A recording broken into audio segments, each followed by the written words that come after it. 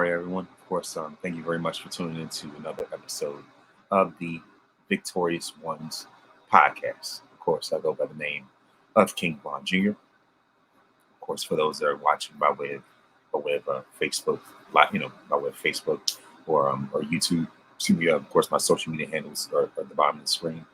301 King Von Jr. On Twitter. Of course, you can follow the show's Twitter at Victory Pod One. I'm also on Instagram at Mr. King Von Jr. Of course, you know the rest. And so, so of course, I'm definitely honored, to have some, pretty special guests on tonight. Like I say, it's only a matter of time. So of course, so as far as that, you know what I mean. So as far as that, I definitely look forward to to having great discussion and dialogue in terms of some pretty cool topics. So as far as as far as like last week's SmackDown, it was definitely a huge swerve, quite a surprise. To see Asuka have that heel. Well, not really too much of a surprise for Asuka's heel turn, but the way it happened, I think, is really what caught a lot of people off guard. Like the way it happened and where it took place. And just I figured that it was only a matter of time, before Bianca, before somebody got hit with the miss, especially in this case with Bianca. And and I think a lot of people, were calling for, especially online, bringing up videos of NXT Bianca, like back when she was primarily heel. And for those that follow her career, NXT Bianca and main roster Bianca are like night and day. Mm. Yeah. So right now, without further ado, I have one of my guests lined up, and so I'm still waiting, in the queue, if you will. And so far, I have one third of Jobber Tears right now, podcast legend. Hope I'm not in an echo or anything. None other than Sir Wilkins himself. What up, niggas? What's up? Sorry. What's up, man? How you doing? What up? I'm so sorry. I'm eating dinner right now, so Don't worry apologize. about it. Don't worry about it. Shoot, How are you feeling, brother? I'm doing great. How about you? Yeah, life is good. A little hungry. I get the protein in. Man, don't we all? Don't we all? So like I said, I've reached out to you first, and I see your brother's coming on, and the last one to come on is gonna be Janelle. In fact, I arranged this whole thing as far as like the schedule, with her in terms of coordinating everything. And so, like I said, what's up? So that's what's going on, brother? 2 out of 3 of the Shield, if you will. So like I said, thank you very much for coming on. I really appreciate it. I hope there's like no background noise, like an echo or anything on my end or anything like that. Nah. So, okay. You good, black man? I appreciate it. Thank you very much. No problem. It says Janelle's device not connected. I don't know what's going on. All right, perfect. Ladies and gentlemen, boys and girls, children of all ages, people without jobs, people with jobs, people without jobs, middle class, upper class. All right, son, you already know. I'm not doing PE3. But anyway, last but not least, it's HR herself. How things going? Hi. Hello. Really? Eating? Hey, what's up? What are you eating? Spanish food. Roasted chicken. This is hilarious. Oh, we had that the other day. But hello. Hello. Thank you very much for joining. I greatly appreciate it. Thank you very much for coming on, because I was looking forward to doing this for a while. I'm honored. I appreciate it. And so how's everybody's week been going so far? It's cool. Okay, cool. What did I do this week? I didn't even realize it was Wednesday when I woke up this morning. Oh, hello. You know what I mean? So that's how fast these weeks go by. It was literally Saturday over here. It was raining, and now blinking it's Wednesday, literally, and which is like insane. And plus, okay, cool, all right. Anyway, Thanks for joining. And of course, I'm not going to keep it long-winded or anything like that. As I said before, and so I appreciate the way that you're able to coordinate all this type of stuff to get together, whatever. But no worries. Yeah, I appreciate it. Yeah. So anyway, like I said, I actually have a shirt, because I had to dress for the occasion. I appreciate you. Thank you. So anyway, Thank you.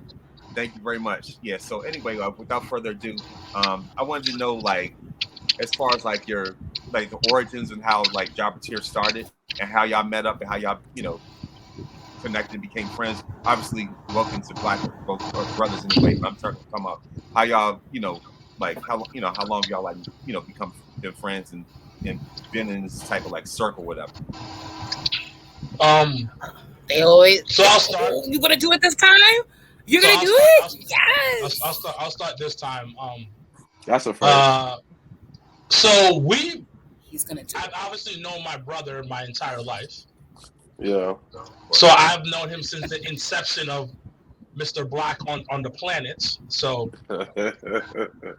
I've known him for a long time.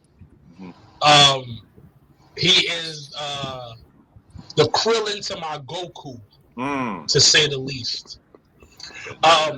Janelle I've known for over 10 years at this point. Wow. Yeah. So it's been a very long and road. So that's how we all know each other. And then wrestling has brought us together like a peanut butter and jelly sandwich. Because without the bread, there's no sandwich. Hello. And without the wrestling, there's no Jobberteers podcast. See the bars I did? Maybe because I'm eating roasted chicken. Yeah. Yeah. So apparently, like when you're hungry, you actually have better bars and you have more time to drop the mic. So that's always been a question I've always had in terms of like how long y'all have known each other, because I know like last year when Janelle was at the panel for BlurCon, and so I asked the question as far as like what podcast is like what faction or whatever, right? So I did not expect the Four Horsemen answer. And now I understand why. But I always refer back to the DX shirt that y'all had that Stephanie, gave y'all a compliment. And because I was like, that perfectly describes, because no matter what, Wilkins is always the HBK of the group. No, that is not me. I am the nice. I am Triple H. That is. Oh wow. The shirt. I never lost my smile. This guy. So he's the HBK minus the drugs and the drama. Right. Minus you could say I'm HBK. Like when he found God, maybe. Okay. 2002 HBK. Okay. So yeah, pretty much post prime HBK, if you will. Post prime. That was. I think you guys didn't enjoy post. Well, non-drug riddled. Post is athletic prime, if you will. Championships. Post championship HBK. So yeah, I could see that. Black would definitely be the Triple H of the equation, and Janelle would be the China of the equation. Now, if it's Wilkins and Janelle together, just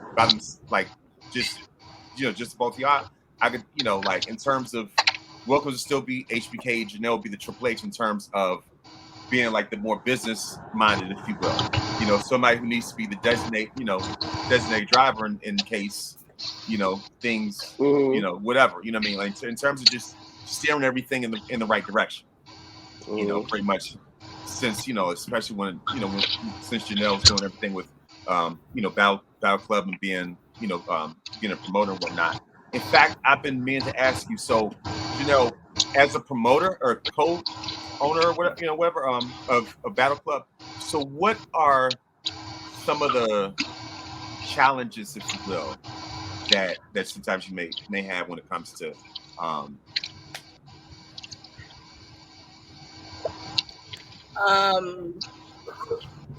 always be, that's an ongoing project. And not only just communication like within us internally, but just communicating with talent, communicating with non-talent, like just always having some form of communication and trying to all be on the same page. And that sometimes is not always the case. But we truck through it. Also, I don't want to say support, because we've been blessed, I think, on our front to have such a strong community here in just New York in general. But I know we would love to be able to expand and be able to get support from, whether it's from the South, the Midwest, the West Coast, like whatever it is. And just kind of like building more relationships. And sometimes owners always think people are, trying to take something from you and being competitive, and when at times you just want to work together. So just kind of dealing with different egos and dealing with different pride, and also being a female in it, it's just like I'm looking at everybody like, can y'all get it together? Like, so I mean, just I would say those things. But I mean, with every difficulty there's always a reward, and for us it's always been the reward of just having everybody come, and it's always a family vibe at Battle Club. There's no one feels like they're not welcome, and that's always something that we try to push. So it's always a family vibe with us. So I always say that's the highest thing I can always take away, because not every promotion is like that. Not every, and it's may not be their fault, but that's just always going to be our culture with Battle Club. It's just going to always be family. So absolutely. I definitely see that. So Black, when it comes to being a referee, pretty much a similar question. It's just like too often, like being a referee is actually is like it's a real skill to it. Like a lot of people don't understand that. Like it takes a lot of skills. Like one of the skills you have to take is you gotta be very self-aware, and you have to be able to like think on your feet at the same exact time. And those are for me two of the keys to being a referee, because if you two in your head, you can miss a call, because any moment you miss, you could take away from the match because you make the match not as realistic. But at the same exact time is you cannot overshadow the wrestlers, because just because you have more personality than these wrestlers, you are playing a role in this. Play your role. When your personality is called to outshine, then you do that. But at the same exact time, you still gotta take a step back. And also it's just like another challenge as being a referee is just like you just gotta get the respect of the boys. And some of the boys, they'll just treat you like you're nothing, whatever. But one of the keys to that is always stay your ground. Is always go back to who you are as a person. How you carry yourself outside the ring is definitely important. How you carry yourself in the ring. Yeah, absolutely. And also one more thing as far as Wilkins, when it comes to being in the ring, have you ever? I know you just had that supposedly one and done type of match, but I doubt that's a one and done. I highly doubt it. So when it comes to being in the ring, first of all, I'm not a wrestler. I'm an entertainer. Because there's some really good wrestlers out here. I'm more of an entertainer than anything. And I never want to take away from the people who've been doing a lot longer than I have and who's been at the game a lot. But from my experiences being in the ring and being in matches, there's a lot that goes into it. And I think people forget that. Mm-hmm. Like, you could be really, really good as a wrestler, like an actual wrestler, and like know all the moves and ups and stuff, and still not connect. Mm-hmm. And you could be absolutely shits in the ring, and for some reason your match gets over. But you want the complete combination, and it's a lot of work it's a mental grind for these men and women who are in the business. Yeah. This is their livelihood. This is what they want to do for the rest of their lives, and it's this beautiful art form that we call wrestling is like the music industry. Like, you got to give up so much. Family, friends, like the money's not crazy. And I've seen it. I've seen some dudes. The promoter be like, not in Battle Club, of course. The promoter be like, oh, House of Glory. The promoter be like, oh, I don't got it today. I don't got it. You'll get it later, or they don't get it at all. And yeah, it's like whatever. The match may be 2 minutes to 10 minutes or even 15 minutes, but they're putting their bodies on the line. Like, I always tell the story of when I fell on top of my head trying to do a move. Like some people that I know in, like, you know, in the real world, the non-wrestling world, I think it's kind of like the MCU. Like, there's different worlds. So right now we're in the wrestling IWC world. We're in that world. And then when we step out this world, we go back to the real world, which is like the shoot world, which is our shoot job world. So when I go back to the shoot job world, people are like, oh man, shit is fake. But then you're like, no, this shit hurts. This hurts. This is painful. This is not fun.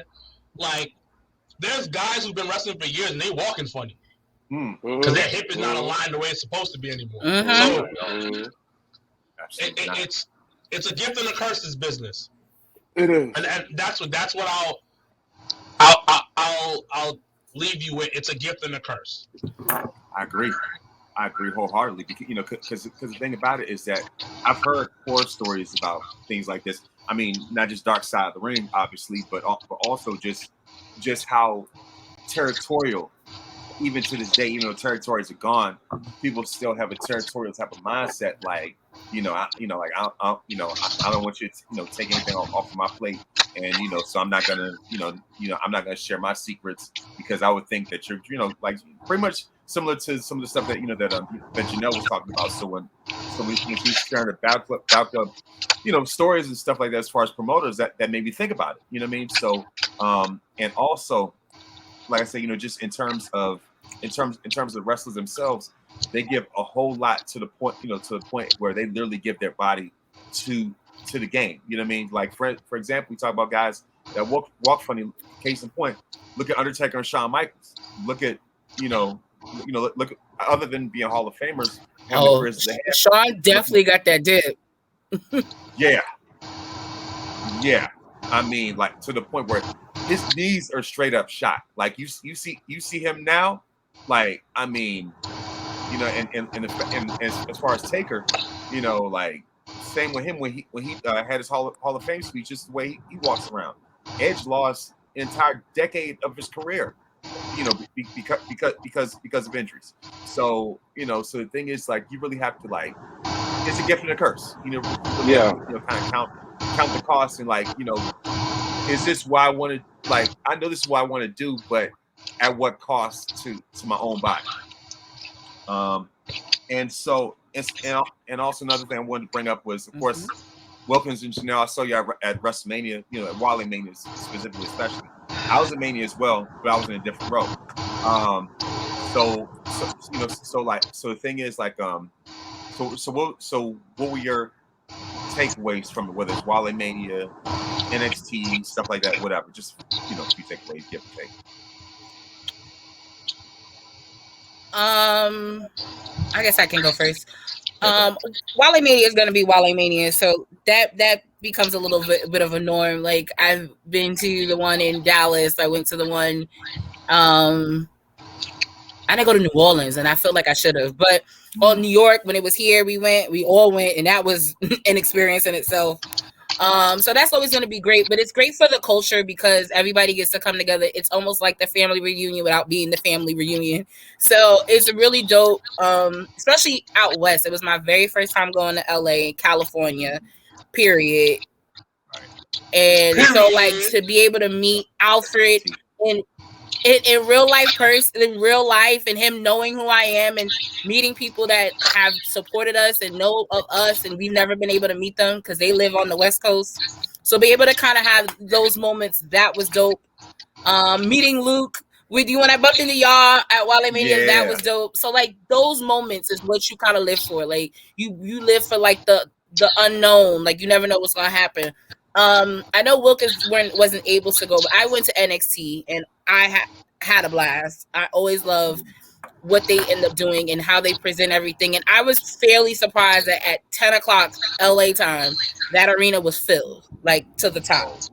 So it was really, everybody had came out and I thought it was super dope. And to see Carmelo win and having that moment, like he deserves that and more. So that was pretty cool. And yeah, night 1, night 2, I left right after Roman won, like literally straight to the airport. So I didn't get to really enjoy the last night of WrestleMania weekend, but overall it was really dope. It was more eye-opening, I think, for us, and I think it motivated us to just know that for next year, with it being in Philly, it being closer to home for us, and us being able to do stuff maybe during that weekend, like it motivated us. So it's always good to get those moments of like, okay, now the wheels are turning. Now we got to go back to work. So it was cool though. It was all right. I mean, LA is not for me, but it was okay. Yeah, you really have to know how to move, know what you're doing around there. That was my first Wale Mania, actually. Oh, really? Yeah, it was. Like no lie. I was like, the first WrestleMania I went to was the first time it was in Dallas. That was like Wale Mania was like in its infant stages, if you will, like early stages. So I didn't know that, I didn't know what it would end up becoming. But then what got me was, normally I would have flown out to LA like that Thursday, maybe that Friday, and just left like that Monday or whatever, right? But because I saw the lineup for Wale Mania, I was like, let me do it early. Then, you know what I mean? So I got my ticket. Like I said, I caught a red eye.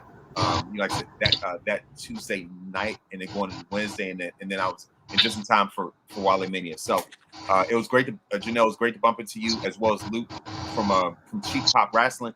I actually interviewed him like 2 or 3 weeks ago or something. You know what I mean? So I actually had him on the show. We talked about that. And just to interact with people that you otherwise would just see online. So like, for instance, to run to West Lee at Wale Mania was cool. So like, and just different experiences. Like the thing is, I didn't know Wilkins' ass is fucking eating. I know, right? Y'all He is yeah. Right now, my man should have just hungry, been me. hungry. No, I mean, he gave us a heads up. He was hungry anyway. You know what I mean? So I guess, but yeah, like, whenever Janelle comes back. But yes, so as far as that, like I said, that was my very first Wale Mania, and like I said, just the lineup of people that, of guests. Like I said, I was more than more than surprised. I enjoyed it. I didn't know about like the whole like VIP section and stuff like that. Otherwise, otherwise I would have gotten that particular. What did you like about it the best? I like the best about Wale Mania. I mean, I like at the end, like when they actually bring Janelle back on. Like I said, I like how how everybody was on stage all at the same time. I love the Big E tribute as far as at Wale Mania. I love that part. That was incredible. That was a complete surprise. Trinity getting her tribute, getting her flowers. Like I said, those are my favorite parts of it. Unfortunately, I didn't really get to see everybody like Omos and the rest of them. Maybe next year, or whatever. But you coming to Philly? Yeah. I mean, yeah. Of course. I mean, it's like 2.5 hours from where I am. Yeah, I was gonna say he's like DC, so it's like anything on our coast, like he's there. Yeah, okay. Absolutely. Yeah. I'm actually very excited about Philly. Oh yeah, absolutely. I love it. You know what I I mean? am super actually very excited about what they do in Philly and how they pull it off. And plus, it's like so much closer to home, so it's gonna be like Niggaville. It's not gonna be expensive. It's not. It's not. Nah, I don't know about that. it's surcharges will be crazy. It's gonna be. I doubt it's gonna be like almost like a hop, skip, and a jump. I don't have to get on a flight, so that's what I mean by expensive. That part, you don't have to blow so much money. You driving down there? No, I'm going to take the train. Yeah. You can take Amtrak. I'm take Amtrak. You might take it like at least. You can take Amtrak. 2 You can take New Jersey Transit to SEPTA. Like this, you can take a bus if you feeling froggy. Right. But I'm not flying. What sense would it make for a 15-minute flight to Philadelphia? Why not? Boy, you got money. You alone on that one. What is the flight to Philly? Let me look this up while we talk. You actually going? Wow. Okay. You alone on that one. That's how I feel about people that fly to DC. Like I always think that's weird. Here, like why? Like we're literally 2 hours away, and meanwhile I'm like 4 hours away from y'all, so I don't need to take a flight to JFK. You know what I mean? So the flight from United to Philly. What, out of Jersey? It's out of, I don't know what this is at. What's the code? It's out of, hold on. It's out of Jersey. Yeah. Which is even closer. Right, and even more obnoxious. It's 53 minutes. And it's not really, because they tackle on 30 minutes. So it really is 20 minutes tops. What's crazy is that they all have connecting flights to DC. So you're doing a stop somewhere, like in Connecticut or something? And it ends up being a 9-hour flight. No. What? Wait, where's the layover in DC? I don't know what the layover is, but it's just fucking. It's hilarious. It's a 9-hour flight. 9 hours. But moral of the story is, you don't need to fly to Philly, so that's the good part. You really don't, because me flying to LA on my red eye was like 5.5 hours. Like even though you have to cover for like the time change, but technically speaking, like it really didn't take as long, other than, like I said, other than time zone shift and stuff like that. But now as far as NXT, I didn't, because the thing is, I didn't know what the ticket price was going to be for that, so I was kind of like me and Danny woke up, had breakfast in our hotel, because we stayed across the street from the host hotel, which was unbeknownst to us. Right. But we were walking distance to the crypto. And we got breakfast at our hotel, and I had got them tickets that morning. Like I had bought tickets for like $30, not even. Whoa. And we were pretty good. Like I had pretty good seats. So, but that's I'm always like, I buy the ticket day of and not work. Like Mania, I flew into LA with just night 1. I got night 2 the day of. Wow. So I'm just different. Don't worry about me. That's the hookup right there. Because the thing is, had I known with the NXT. Oh, I like this. I'm looking at Amtrak prices, guys. I gotta check those out. I was saying that was cheaper. But he don't listen. It's only so anyone that's listening and thinking about Amtrak's only cheaper when it's in advance, and very much in advance. Look, because here's the trick. Amtrak will run up. Amtrak will be more than a flight. No. Yeah, Here's a new trick, guys. Here's a new trick. Listen, I take Amtrak a lot. Listen, it's something called like a new program they have. If you take it overnight, you would get from whatever in the East Coast for like $15. What? That's the cheat code. Like, look it up around like 12 to overnight. It's going to be cheaper. And it's a program for like, I think there's a pilot program for like the next 2 years. That's the trick. But right? That's a super cheat code. How much is that first class though? I like that first class though. Ooh. That's like LTR. It doesn't matter. You don't even need it. You don't even need that. Yo, on Amtrak is beautiful. You don't need that. They got you can sit next to somebody. Listen, I want luxury, ladies and gentlemen. It is luxury. But like even no. But even like regularly, like, cause I just took Amtrak going up to Rochester. Like literally, you could prop your feet up. You got mad legs. You got more leg room than on a flight. They got a food car, cause your ass like to eat. So they got a whole food car. Like, what's the difference business class? Between first and there's no real difference. There's no real difference. There isn't. Other than like Aside seating, that's yeah, other than side seating or whatever, it's not too much of a difference. But yeah, leg room, I'll definitely need that. You know what I mean? Because I can't sit nowhere like scrunched up. You know what I mean? To be honest, if you were to do a trip like any of you guys, let's say you do 9 a.m. on a Friday. Mm-hmm. The most expensive it will be for first class is like $184, but $76. If you do earlier than that, it's $20. Told you. Mm-hmm. If you book now, basically. Right. Yeah, no, like the earlier the better, because then they start ended up being flight prices, and it'd be crazy.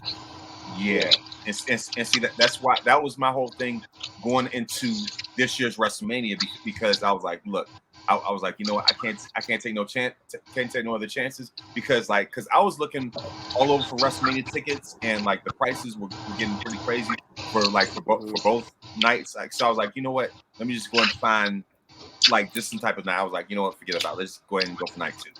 So what happened was I used the discount code from SeatGeek from Black Announce Table, and so that was the first time I ever used that. You know, I had the $20 off. Shout out to them for that. Mm-hmm. The $20 off your first order. I was like, let me go ahead and cash this in right now. Apply it.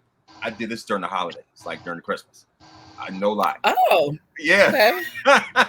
That's probably the best time to get it, though. Actually. Yeah, because the thing is, I did not want to take an unnecessary chance, unnecessary gamble, and find myself coming up short. Because after, all right, real side note, real quick, I'm not gonna hold this up any further. The thing is, what happened was, remember after WrestleMania 20, the pandemic WrestleMania, when they did the rollout and started promoting 3 straight WrestleManias in advance. They had the little the previews where they had Sasha and Roman and little commercial stuff like that. 37 was Tampa Bay. 38, I knew I wasn't going there. I don't care, because you know who was hosting. So I was like, that was out for me. To Hogan for Terry? Yeah, I was like, ain't nobody was listen. I was there, poncho and all. Ain't nobody care about Terry. Okay. No, we was outside in the rain, and ain't nobody even care. Everybody was actually cheered for whatchamacallit, Titus, because he's from Tampa.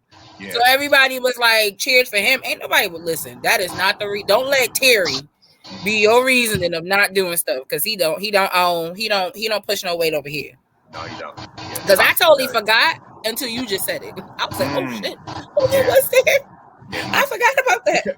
Because the thing I remember is every time he got the microphone, they booed him right away. Yeah. Each time, like immediately. Like, you think Dominic is bad? No, it's worse. And you gotta understand, that was a half empty arena. Like everything opposite,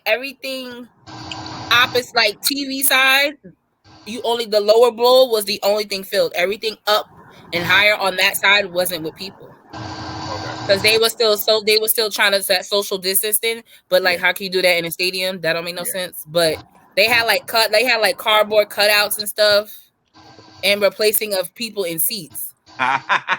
So that's hilarious. He got booed with half of a stadium. I love it, and also like with the Bianca Sasha match, obviously for night 1, and also especially with Roman with the iconic double stack pin.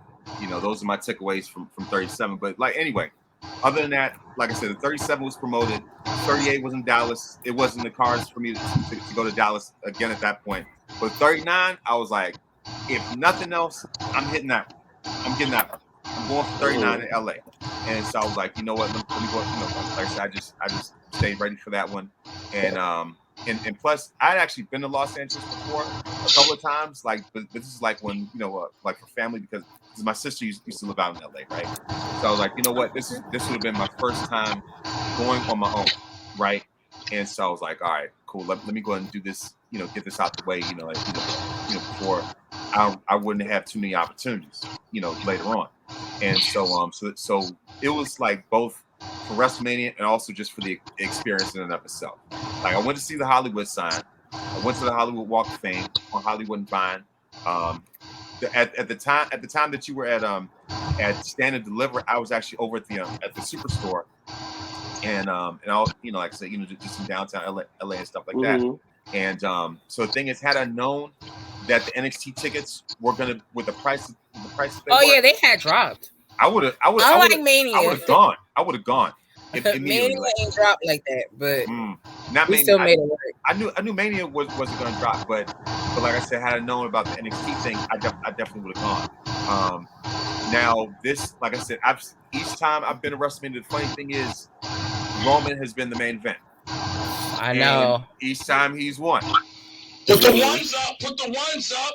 And see, this was big for me because at 32, I think, as you said before, Janelle, that's back when Roman couldn't talk. And yeah, because that was him and Trips did him that solid. I was there. That was the first time I went to Dallas. I was there as well. I had the standing room only section, so I was like right where the in the middle. In the middle. He was in the middle of the arena because that's where we were right before Austin came out. We went to the concession because we was like, all right, cool, the match over, nothing really crazy is gonna happen, and then you heard the glass shake, so we ran back to our seats. Yeah. So like I was there for when Austin, HBK, and Foley were out there with New Day. So I was there for that one. This is my second WrestleMania out on Los Angeles, and I'm glad I made it to see Roman win because I was like, look, I'm supporting Roman. There's no way he's gonna end up losing at a time like this. So if nothing else, I was like, I came, I saw, and conquered. So that was all in one time. But like I said, that was an amazing experience. So what are your predictions on Night of Champions? For Night of Champions? Let me pull the card up because I don't know what's. When is it? It's not this week, right? No, it's next Saturday at 1:00. Our time because it's in Saudi. They got the contract signed for Becky and Trish on Monday, so that match is happening. Mustafa Ali did the unthinkable last night on Raw, so he's gonna face Gunther for the IC title. You have Roman and Solo versus Sami and KO. You have the finals in the World Heavyweight, so you got Seth and you got AJ. And you got Cody and Brock too. I like that Brock is on this trilogy kind of like movement. I'm here for that because he just did the same thing with Roman, so I think that's pretty dope that he's in this space where he can stick with a story. Like I like that for him. I mean Brock. Yo's been like that. You know, he had his trilogy with Undertaker. He had his matches with Kurt Angle. But that's like early, bro. Like I'm talking about more now. Like the last few feuds he's had. But that's more recent. But the Kurt and stuff was when he first came. Right. No, I said Seth Rollins. No, I know that, but before you said Kurt, and Kurt was earlier. Yeah. So it's a recent like him and Seth Rollins. They had beef for a while. It was him versus Roman. Him versus Roman, and I'm really thinking about it. Undertaker McIntyre in between that, yeah. Oh, dry ass Drew. Oh gosh. Brock Lesnar. So nah, he has some trilogies. Yeah, I'm glad I forgot about that one. That was a people gotta realize Brock works. He works. Brock, like if you look at Brock's like dance partners, he's got a pretty nice gallery of dance partners. Whether it's Kurt Angle, Taker, Roman, Seth. Now you can add Cody to the collection. If you want to throw Bobby in there, you know, like for however people feel about that right now. They still on they gotta finish that. Yeah, they gotta finish that. They definitely that's that. You want to talk about finishing a story? That's one that you definitely gotta finish. So. Also, I meant to ask, how'd y'all feel about Brock beating Omos? For me, I like it. It's because it's like, alright, this is how he Omos. He's not supposed to be good. Like, he's supposed to be a young giant. So at first, you're gonna beat the young giant at first. You understand? So each match, you notice that it takes more and more and more. And after the match is done, they're like tired. They beat up. They go, oh my God. Dang, I went through a roller coaster. Yeah. You feel me? So to me, him, who's the Brock Brock, it makes sense. Because now, when you circle back around, he's going to be unstoppable. He's going to manhandle on me. He's going to toss Brock. But to me, I love it. Love it. Yeah. You know, and plus, especially since Omos already had the endorsement from guys like Kevin Nash and Undertaker in terms of what they see in them.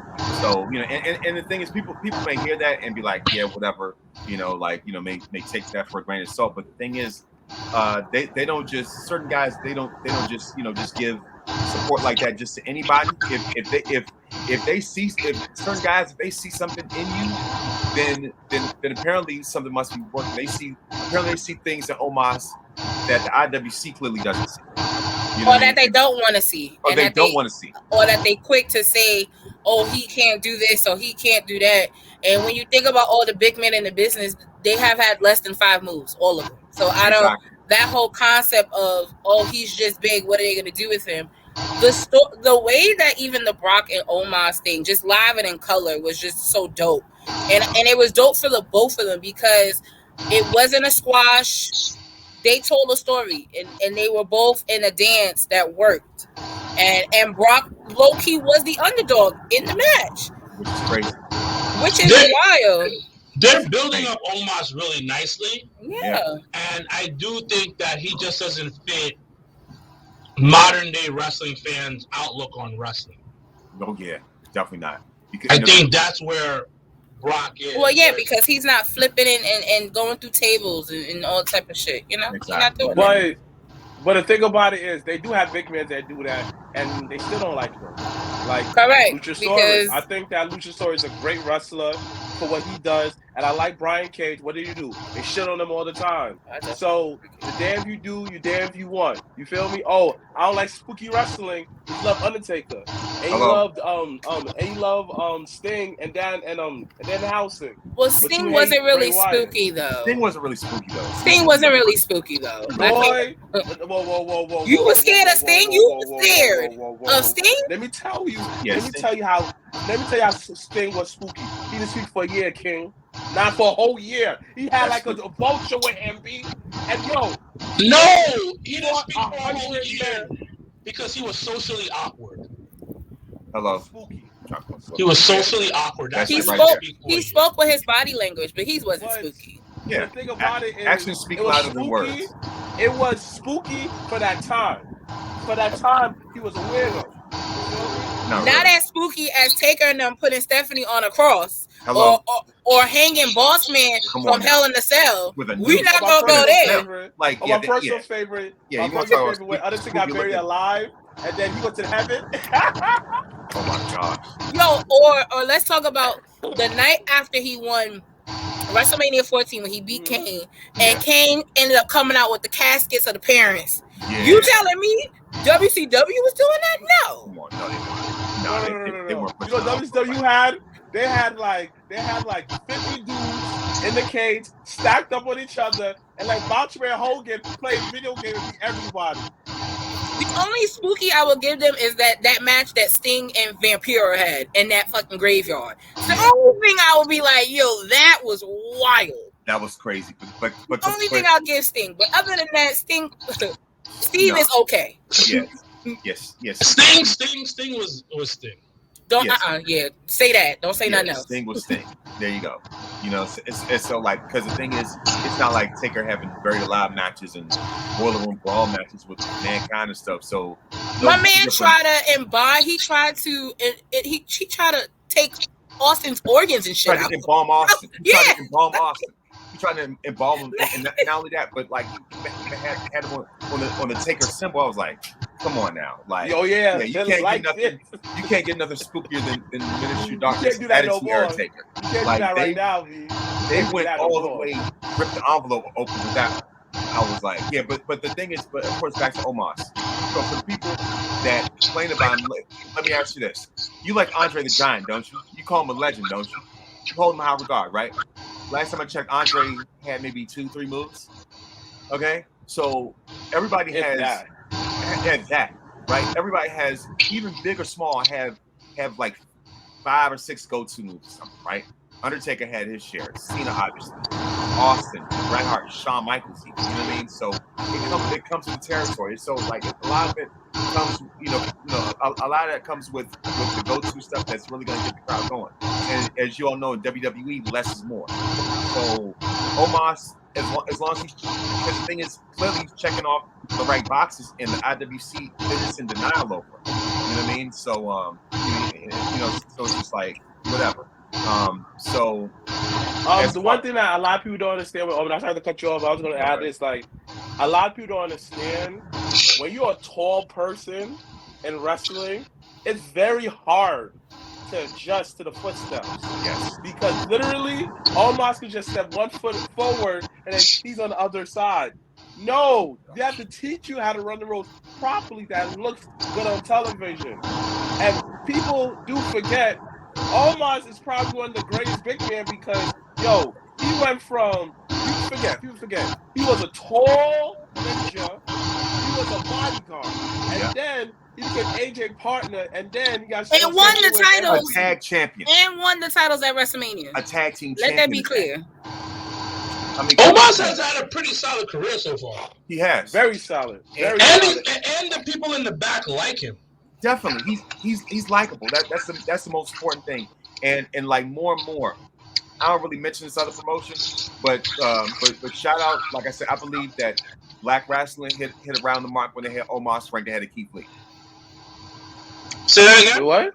I believe that so far, based on what we've seen so far in terms of where Omos is and where Keith is, I think when Black Wrestling did their BRP, we're gonna get to this in a minute. I like more and more. I see that their evaluation was right as far as putting Omos ahead of Keith Lee on that list.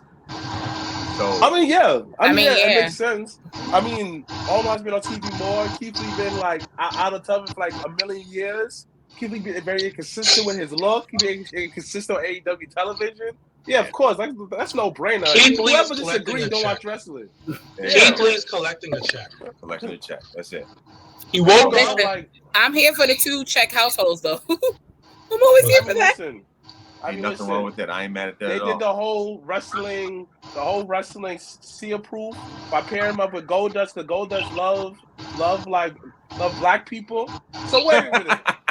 Whoa. So the real pioneer of saving us from racism, they gotta be Goldust. Dustin himself. Dustin Rhodes. He's a real. I mean, he had to walk so Cody could run. Hello. Come on now. Devils. Let's exactly. Come on now. Talk to Let's this keep the devil, same B. energy for Cody that for Dustin that y'all have for Cody. Why not? Come You know what I on, mean? Let's B. keep that Super same side energy. note: if y'all have not watched that biography of Dusty Rhodes, I seen it. highly recommend doing that. It's good. Because it. So like, you know how like a lot of these like people be like, I know the story already, I know this, but there was certain things in that episode, like just seeing like how Dustin and his sister grew up very different than Cody and his sister, and that dynamic, and how now they're trying to all work together for Dusty's foundation, and they all made a pact saying they all have to do it together. Like it's not so much really, it's about Dusty, but it really isn't. And that's kind of like the dopeness of it, where you see it from all different sides and people that were involved. So I highly recommend A&E biography. I highly recommend it as well. I know exactly what you're talking about. I've seen it as well. It was very well executed. It was absolutely amazing. And the funny thing about it is that Dustin and Cody are 16 years apart from each other, Mm-hmm. right? That's crazy, isn't it? Yeah, crazy. Yeah. And the funny thing is, as I told you about my sister that used to live in California, her and I are 16 years apart from each other. She's older than I am. Yeah, literally 16 years apart from each other. So I was like, yeah, there's certain parallels that's in that aspect. But like when it came to telling Dusty's story as far as like NWA and stuff like that, in terms of like imprint that he left, I was like, I've seen it. I like how they told that story. Instead of it just being like pro WWE smear campaign type of thing, because let's be honest, with some of those documentaries felt very smearish, hit jobbish type of thing. Some of them kind of did. I ain't gonna lie. Savage one. Ultimate Warrior definitely. Well, that's been pretty consistent all across the board. But I ain't gonna lie. That's been a kind of like a running consistent story all across the board. He's not a good person. Mm-hmm. Yeah. Warrior was terrible. You say he's not a good. Well, he's not alive anymore. Yeah, so Warrior good. was a pariah. Like when it came to when it came to the locker room, when it came to people, that I mean, if you just look at Dark Side of the Ring and everything else, it's a pretty common thing. But yeah, like and also, I wanted to, and back to like the Night of Champions thing with speaking of championships, new belt design. What are some of your favorite belt designs in terms of like favorite titles? Ooh. Mine are. How you gonna say ooh and not go? Right. Oh. Mine are. At least you gotta think about it.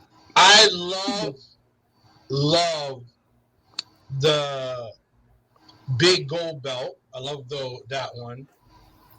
I love the white IC title. I think the streets forgot about that one. Yeah. I like the spinner belt. I probably was the only one. You're not. And I tell Mikey that all the time. That spinner belt is hard. Yeah. It is. It really Only is. on John Cena, it's hard. Yeah, when everybody else, because that was just like when Austin did the Smoking Skull, was just like, but this isn't gonna work for everybody. So why did y'all do this? Exactly. And the fact that they kept that design for 8 years. Mm-hmm. Yeah. Come on now. They knew that man was gonna win the title a bunch of times, and they're gonna change that belt a bunch of times. They're gonna put it right back on him. It was a money maker. Because the thing about it is that, and the fact that Punk had that belt for 434 days. So basically, John Cena let you borrow his belt for over a year, pretty much. And then got fucked by Rocky, but that's neither here or there. Exactly. He didn't deserve it. Yeah, exactly. And you know what? Punk didn't deserve that, and you know that. We know that. Yes, but that doesn't mean that they should have did that. Like, cause that he doesn't deserve anything good. That was the beginning of the end. CM Punk doesn't deserve anything. Speaking of belts, good. The white straps. Oh well, that's my favorite one is the wing, but that's because it's old. But I'm not really big on merch. Merch ain't really my like belts and stuff ain't. And they don't. I'm not pressed about them. Oh yeah. I mean, I was asking, Wilkins and Blacks from the United Champions. We get Albo that we won. Oh, yeah. Okay. Oh wow, nice. That's a pretty nice one that you got right there. It's a custom. Yeah, I could tell. Thanks, Blue. That's right. So all right, yeah. This I like I said, this is why I've been looking forward to doing this interview, because I know how how y'all go with the flow when it comes to like the type of culture that y'all have as far as a podcast, right? And so I was like, I was like, I gotta have them on, because like I support the brand. I ain't gonna lie. I appreciate it. No, we appreciate that, because people will always say I support, and granted, support doesn't always have to be monetary, right? But so we appreciate any form of support, because you don't have to. It's a choice. So absolutely, like everything in life, and also the funny thing is like the way that the views have been going up. I've been getting like the most interactions out of like any episode that I've done or any guests that I've had on, and so I greatly appreciate that. And so no problem. But another thing is I wanted to bring up, since we're talking about factions, if you had to make your own faction, so like dream faction, if you will, kind of like fantasy booking, who would you have in your group? You already have the greatest faction of all time already made, and that's the Bloodline. The ones up. If you remove Bloodline, then what is what the question is? Right. Oh. Is that possible? To remove it from my brain? Yeah. Okay, all seriousness, I would have Roman, my top guy. Okay. I would have Mark Henry. Okay. That's mad random. It's mad random, but it's mad. But this is my group. He's better than my Black, so you know what's up. I would have that, and Edge and Christian. Tag team. Yeah. Okay. I have my enforcer, my pretty boy leader, and I got my duo. You're annoying. Right, homo. Just know that. Oh my god! Now they got me thinking. My my- titles, B. Mine is legendary, Hall of Famer, Oh, Hall man. of Pain. I mean, listen, man. I guess The fake retirement. Yeah. Fake retirement, exactly. Yay. The pseudo retirement. Anyway. Yeah, Mark Henry was like super random on that. I have to say the person to lead my faction is, I hate that he's barely in wrestling, but it got to be Darius Lockhart. He's gonna lead my faction. I need a young, hungry black man to lead my faction, and of course I gotta have enforcers. Moose. Nice, tall, underrated. No one talks about him. My guy Moose. No, of course, people don't talk about him. Yes, I know. Of Okay. course, Everybody.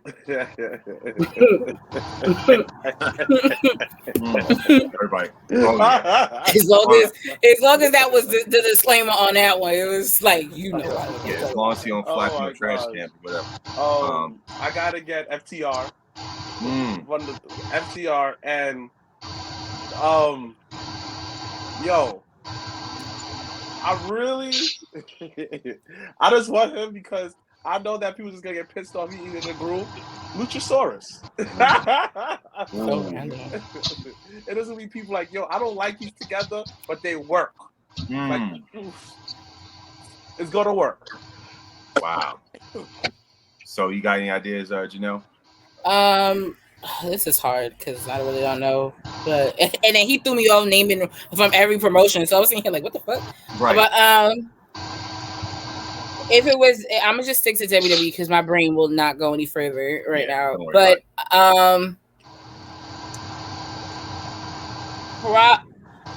you know what? Super side note.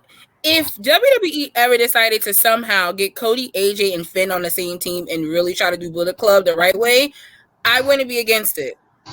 Not to say I'm really big on Bullet Club, but I just feel like the pieces are there. The pieces are there to do it. But no, I would do Cody. Wow. Yeah, they are. Yeah. So it's wild. I would do Cody. I would do Von Wagner. I would do. There's a reason though. I would do. Maybe Chad Gable. So I love me some Chad Gable. Oh, I would do Alpha Academy. Because you always need, that's the thing with factions. You always kind of need a big man, low key. Like you need a big man, you need a technical person. And y'all call me crazy of having Mark Henry on my thing. I didn't call you crazy at all. I just said we already know with the fake retirement how that's gonna roll. That's what I said. Yeah. But no, it would be dope to like if Cody was ever to kind of do a remix on Evolution. And the reason why I had mentioned Von Wagner is because a lot of people don't know he's second generation. So like his dad used to wrestle for the E back in the day. Yeah, so that's why like when people are like talking about like, oh, what was he doing in the Battle Royal? He's a free agent, so he could be on both shows. So that's the first thing. Right. But yeah, he's second generation. So I think it would be dope if Cody was to take just a group of guys and elevate them. That's a good one. As far as mine, I'm thinking Roman, either Orton or Shawn Michaels. And as far as tag team, probably Usos. Just in terms. I liked it. I fucked with it. I like it. Yeah. So like just off the top of the head, I was like, because I was thinking New Day, but I wanted to get more Usos because that would fit the vibe better. So like I said, it was like Roman, Orton, HBK, and Usos. So that would be that'd be my faction right there. So I'm throwing everything at the wall. And one more thing I wanted to get into, because we're talking about lists. I've shared mine has been going been making the rounds, if you will. I sent Janelle. Well, we got it. Okay, Yeah. so let's go shoot for it. What y'all think about it? Sting's too high. Oh my God. Sting is too high. Too high. Her angle's too low. Okay. This is my opinion. Okay. The reason why I do see why you put Sting there is because of his cultural impact. Because these niggas be love. Because these mother effers be loving Sting, boy. Oh yeah. But that was my only thing.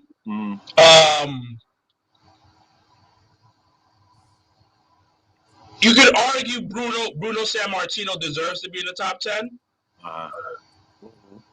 Over Sting and over Triple H because of what that 19. The thing about Bruno Sammartino, you ever hear when people talk about like how like people around our age and older be like, you had to go to the store to buy a record? Yeah. And it took a lot more to get somebody to go and buy a record of yours? Bruno Sammartino, and I wasn't there, so I don't get the cultural impact. Right. But I hear the stories, and I hear like older people who still watch wrestling, who was massive wrestling fans, say that he would pack out Madison Square Garden. Yeah. For his like he was that draw. Like we talk about draws. Bruno was him. He was. Yeah. And the cultural part was that he was Italian. Know what I mean? Like he was Italian, so like it's like when Kofi was champion or when Big E was champion for us. Yeah. He's that guy. Like he was the culture. You know what I mean? So I think that's why I would want Bruno a little bit higher. And listen, this is your list. Yeah. There's nothing wrong with it at all. Just remember that. Yeah, thank you. It's your list. It's a great list. But I would have my man Bruno a little bit higher because maybe in the top 10, maybe bring Triple H down and put Bruno up there. But I just like because what Bruno did. Bruno was like was one of the first mega superstars in the business. He was. That's and see that went into my criteria because the thing is you gotta look at cultural impact. So he checks off that type of box. He's a major draw for his time, even though we weren't there to see it. So as you said before, because the thing about it is that I take into account just like I do with the NBA in terms of like documentaries, firsthand accounts, and different type of stories. So that's why you got guys like Bill Russell, Will Chamberlain, whatever rank as high as they rank on the NBA side. So I apply the same type of thing similar to when it comes to wrestling. And so and plus the fact that Bruno's first reign was 7.5, 8 years, and that's still the record. You know what I mean? So so as far as that, like I said, you factor those type of things, and Sting cultural impact as well. So guys who are like top draws or whatever, combined with wrestling ability, that's why my top 5 looks the way it does, right? And plus the thing about it was I've seen lists even far worse than this. Like I've seen stuff where people just look like, did you just throw it together on the wall? So I was like, you know what? And plus, shout out to BRP, they even said themselves, if you don't like something, just make a list, right? And so I applied the same thing. I was like, look, let me go and make it because I've seen lists way worse than this. I was like, now I gotta do something different. Because the thing is, I've actually done this list before, but I did it before Roman and Seth became who they became, right? And so I was like, you know what? Since their career's been playing out the way they did, let me go ahead and revise it and like legitimize it, right? And so so a lot of that type of stuff, title reigns, your impact as a champion. That's why I have Edge ranked where he is.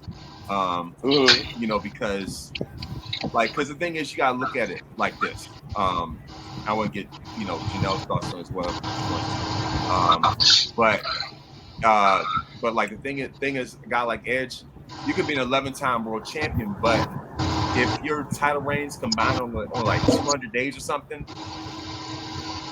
that ain't exactly the best look. So it's just like it's kind of like it's pretty dicey at that point, you know. So like I said, you know, that's why I have people ranked the way they are. Who's gonna say no to Austin being number 1? Who's gonna say no to Shawn Michaels being in the top 5? You know what I mean? So yeah. So Janelle, do you got any thoughts on? I mean, I don't know. I don't know. That whole Austin being number 1 though, Austin's kind of like top 10 for me. He's not number 1 for me. So it's very interesting. I mean, it just, when it comes to these lists, it really is the criteria. So like if there's certain criteria that particular person is making with their list, then you gotta respect that and they're all subjective. So it's not even like this is the big end all or be all. So that's why when people get in their feelings and start tweeting like take me off a list, it don't make sense because it's like subjective. What are we talking about? Like Swerve? Yeah. And Moose? You know? Yeah. Those Moose? You know? Yeah. Yeah. So you know those type of situations. Yeah. So like I said, even though I don't have the type of audience that they have, but the thing is, because the thing about it was that I wanted to like re-release it release this list in my own words and my own criteria because my criteria is very similar. I use the same type of criteria, but in my own type of way. So I have my own type of like way to gauge things. I talk to other people as well. So the thing is, like, you know, because thankfully I haven't had anybody tweet at me. I haven't had like Edge or whoever come, you know, Jericho, whoever, say take me off the list. Thankfully, you know what I mean. So imagine. That would be lit though. Low key. If I am Jericho, you know, came like, yeah, why am I number 15? Because you are. You know, saying the insult is better than having you at number 25 on WWE's list. But that's none of my business. I would have just swapped Sting and Macho, but that's neither here or there. That's subjective. It's fine. You know. Hey, you know, like I said, because the thing is, you can swap either one of them out. You know, and also make sure that, you know, that things went, you know, kind of like in a sequence, if you will, sometimes. Like but your list was more like kind of, it gave me old school vibes. I'm not gonna hold you because you had Billy Graham on here, you had Luthez. I was like, oh, you got Buddy Rogers, you had Jake, and you had, so like you took it back. Like when you showed me the list, when I looked, I said, "There's a lot of old niggas on here." Oh shit! I was like, "Damn." I was like, "Do I not know?" It's like, am I missing something? But no, I love that it was diverse in that way. No, it was a good list. It's a really good list. It was a very good list. I greatly appreciate it. You know, because if anything, that's like, not to sound like it's stroking the ego or nothing, but that's anybody who puts in the type of time and work that we put in. You want to hear stuff like that. You know, you want to at least get the respect of your peers. And so, you know, because the thing is, you know, even though it's subjective, I don't just, you know, just throw random stuff on the wall, you know, just for the sake of getting interactions, right? So I want to make sure it's straight to the point. So I really appreciate your feedback. And so, because it was very similar to how I did my NBA list, you know what I mean? So it's just like, it's a way to appreciate those who came before, just embrace the future that's present, future that's here right now, like the Romans and Seths and Daniel Bryan or whatever. And so, like I said, you know, in terms of that, so it's like covering all eras wherever, right? And so you know, so that was my thing. You know, I was like, you know what? Let me go and just put this story on my own way, because I had this mapped out since last year. Holy shit! Yeah, exactly. Billy Graham just passed away. Oh, wow! Yeah. Yeah, he been sick for some time though. He was on life support. They had said earlier this week. So he was on life support. Wow. R.I.P. Billy the Graham. R.I.P. Billy Graham. Just spoke about him. Who Hogan stole from, or whatever. Hogan stole from a lot of people, so we not gonna go there. Copy and paste from a whole bunch of people. But you know what? At least I will give Terry some credit because he definitely said in that biography, he said I took Billy Graham and Dusty and I put them together. So he admitted that he did do that. Yeah. Listen, I give him that. Listen. It's like what Drake does. He sees something that inspires him. Like, remember when Drake was Jamaican? Oh gosh. Okay, appropriation. Okay, you know what? Yeah. You know what? Okay. Okay. How is that appropriation? So why is that bad for Drake to be fake Jamaican, but yet American people could be fake Jamaican? What's the difference? I mean, one's no better than the other. You know what I mean? Listen, I will never forgive the E for making Kofi do that Jamaican shit. I can't stand with that. Yo, I can't stand for that. That was on him. That was so stereotypical. Like you know what? That was on everybody. That was on everybody. All across the board. That was on everybody like that. Yeah, that was because they thought it was gonna make it relatable, and it was just like, huh? Even Kofi himself was like, I don't have an ounce of Jamaican in me. Like he basically said on a Rosenberg interview, like, nah, there's nothing. No, he's like, I'm from Ghana, West Africa, but not Jamaican. Mm-hmm. So the fact that WWE is so tone deaf about that. So yeah. So anyway, without further ado, thank you very much for no problem, brother. A part of this. My bad. My coworker just walked in. Okay, they always do in my office. Don't worry about it. Yeah. So like I said, I appreciate you calling. Bullshit. Absolutely. Come on now. But yeah, so what are the things that you have, planned in the summer, in the future for 2023 and beyond? Well, we got Jobber Sam 3 coming up July 29th. New Jobber City is the theme off of New Jack City, so we're super excited. Hopefully the graphic will be out before the end of the month. Like we're working on some stuff. The plan, knock on wood. So unfortunately, actually the convention part will actually not be happening, but the show will still be going on. So June 17th. Let's do the fight thing. I can't forget what it is. Do the fight thing too. June 17th. So tickets are on sale now for that. The show will start. We moved up. Bell time is at 5. So where we have for the main event, we have Yaya defending his franchise title against Calvin Tankman. We have Zuka King, first time ever facing Brian Keith. We have Steve Pena defending his 5 points against Alex Kane of MLW. So we got a lot of heavy hitters coming for the June 17th show. So that's June 17th, and then Java Sam will follow that July 29th. The plan right now is not definite, but the plan is for all of us to actually be in Detroit for SummerSlam, which is going to be the week after Jobber Slam, oddly enough. So the plan is for all of us to be in Detroit for SummerSlam weekend. So if you're in the Detroit area or you're going to SummerSlam, look out for us. We'll keep you posted on that. We're working on that. And that's about it for the summer. Yeah, Jobber Slam is really the kickoff. You may see some returns. You may see some new faces. So we're really excited to be doing this the 3rd year in a row.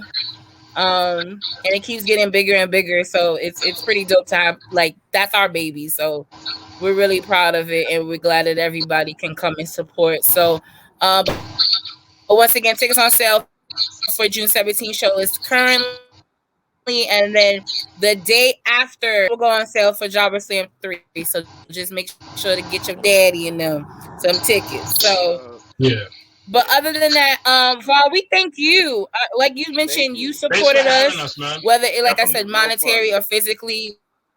Like you showed up, and that says a lot to you. So we're always here for you. Anything you need for the podcast or whatever it is, we're Let us always know. here. So we thank you for having us on your show, but we don't get to be on someone else's show. So we thank you for that. Thank you so much, Vaughn. Oh, definitely. Thank You know what I mean? I greatly appreciate it. You know what I mean? So it's just like, like it's all about supporting the brand. And like if I see something in somebody, like I said, I would definitely put everything behind it, whether it's Thank not just you. monetary, but my time as well. So the Thank brand you. that you're building is absolutely incredible. Like I Oh, said, and also we haven't gotten the fully confirmed, but the plan is for us to be at BlurCon too as well. oh yeah, So definitely. Yeah. stay So tuned for that. yeah. Thank you. I The look goal is for forward all to three of us to be there. So we're working on that. I'm glad you came at the one last year. So, but yeah, so like I said, it's been an honor. It's been a privilege. As always, like I said, no matter what, like if Thank anything, you. I know who to reach out to. That was my first time. I've never been to that. Oh, really? Oh yeah. So, so that was my second time. So like, and plus BRP is going to be there. So I've been hearing that they confirming for that as well. So you know what I mean. So like I said, I look forward to that panel. But yeah, like I said, I'm not gonna hold y'all up, whatever. But like I said, once again, as always, and the thing is, if I don't make it to any one of those, at least there's BlurCon and maybe like when those wrestling girls have their anniversary once again, 5 years coming up. Like I said, that was a great time. So, and also WrestleMania in Philly. So you know what I mean. So and pretty much nothing else. Yeah, it's gonna be a good time, man. It's gonna be a really, really good time. All right. All right. So like I said, on that note, thank you very much for chiming in. As always. Peace. Peace.